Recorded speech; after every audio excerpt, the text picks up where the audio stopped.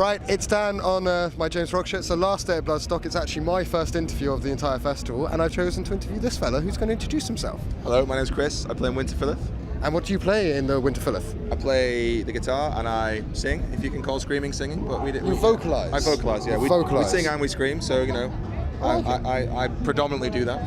Excellent. And reliable sources inform me that you performed yesterday. That's correct, yeah. We played on the Ronnie James Dio stage, which was great for the band. Yeah, it's our first time playing that stage at this festival. So excellent. So you've worked your way up to it. Yeah, I think we have. Yeah, you know, we've been a band for 10 years. It's just about our 10-year anniversary now as a band. Played the festival several times before. Yeah, we've always played the Sophie stage and had really great reactions on there. And so, you know, 5 or 6 albums down the road now, it was the right time, I think, for us to kind of jump up and you know, play to a slightly bigger audience and take to a bigger stage. Well, that's the great thing about Bloodstock, is it is one that rewards tenure, hard-working bands such as yourselves within the genre. You do end up going up the stages. I think so, yeah. So it's really nice to hear that you've done that yourself. Yeah, thank you. Yeah, I think it's really good. I mean, Bloodstock, one of those festivals, to my mind anyway, that are really important in giving younger bands a platform, you know. Oh yeah, for sure.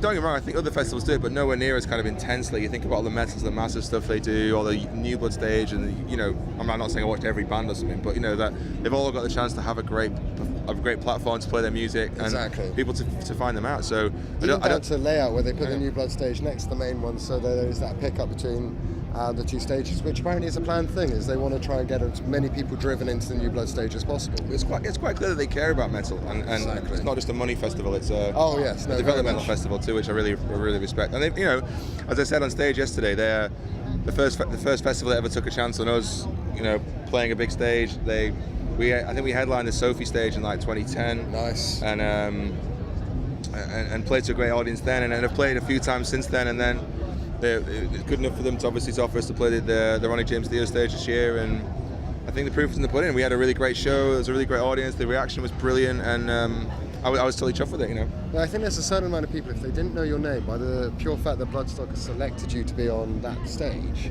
they're going to come along and check you out because you've got like the approval of the festival bookers, which is a big thing with Bloodstock.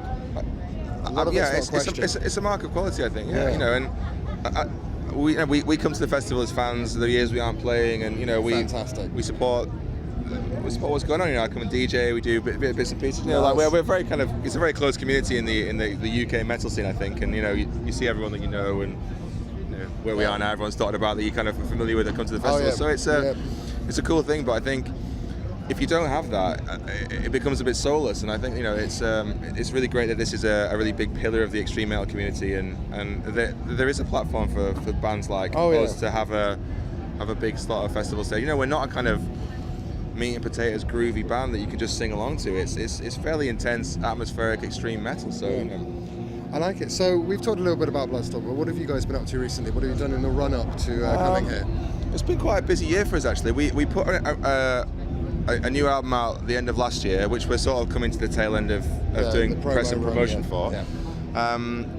We've recently finished a new album that's going to be coming out next year. Oh, okay. So you're stacking them up. Is that just because you had so much that you had written?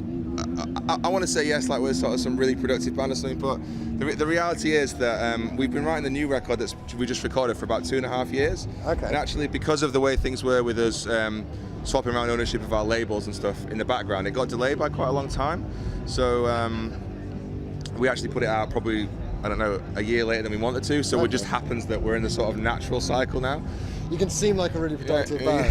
Yeah. So we kind of got off piece this one a little bit. The new one coming out is a 100% acoustic album, like no metal. Really? So I'll be intrigued to hear what fans think of that. I mean, to me, it sounds like a band playing acoustic instruments and same atmosphere, some great emotion and stuff. So yeah, I do love a good anything acoustic from a metal band, because I think there's something to the writing style that when you get a band that predominantly plays heavy, gets behind an acoustic instrument, it creates a different thing to just an acoustic artist, which I probably would like anyway. You know, very open-minded when it comes to anything with the guitar in it.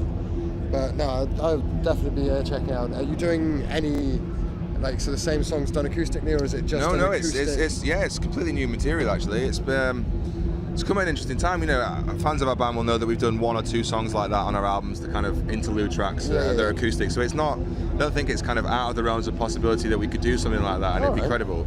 But we just wanted to really kind of focus on it. We had some cello players come in, violin players, and stuff like that. Beautiful.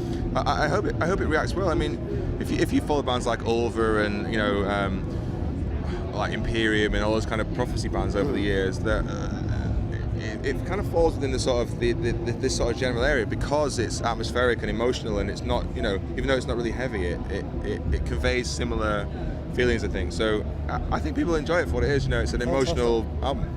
Really looking forward to hearing it, actually. You know? So we'll end it there because it sounds like you've got a good run of stuff coming up. One more thing really is that we've got a tour coming up September, October time. Oh, sick. So it's our 10-year anniversary this year. So all the records are coming out again, repressed, and also we're doing a run in September and October with Fen in Europe, who are a great band from the UK. Yeah. You may or may not know. A black metal band from London way, and then the UK shows are with a band called Weegadood, who are a couple of guys from Oathbreaker and Amon-Ra. They've got like a black metal band. They're really great, so people should come and check that out. Excellent. So I'm glad he mentioned that, and I forgot to. So thank you very much for the reminder. Plugging it. No, it's good. It's good. It's been fantastic speaking with you. That's why I got a bit lost because we spent so long talking about things I was really enjoying. But no, it's been lovely. Thank you very much. gentlemen. Appreciate your support. Cheers.